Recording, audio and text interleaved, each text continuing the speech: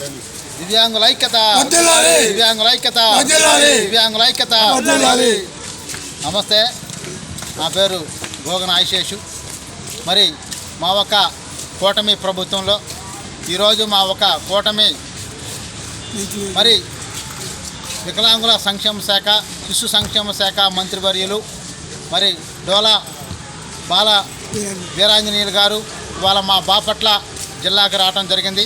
అదేవిధంగా మా బాపట్ల జిల్లాలో మా ఒక దద్దురుల పాఠశాలకు వచ్చి పాఠశాలలో ఉన్న నా ఒక దివ్యాంగులు ఎవరైతే ఉన్నారో వారి యొక్క సమస్యలు తెలుసుకుని మరి వారి సమస్యలు పరిష్కరించుకునే మార్గంగా ఎమ్మెల్యే గారి దృష్టికి కూడా మరి కలెక్టర్ గారి దృష్టికి కూడా మా ఒక కలెక్టర్ గారు మా ఒక మంత్రి గారు తీసుకొచ్చి ఉన్నారు.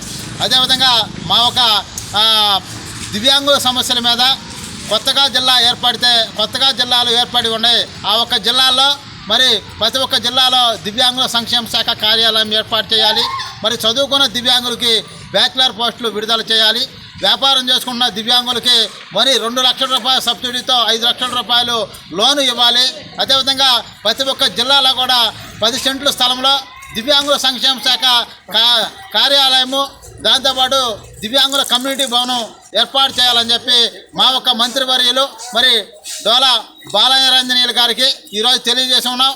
మా మంత్రి గారు కూటమి మంత్రి గారు ఈరోజు మా ఒక సమస్యల మీద వెంటనే స్పందించడం జరిగింది.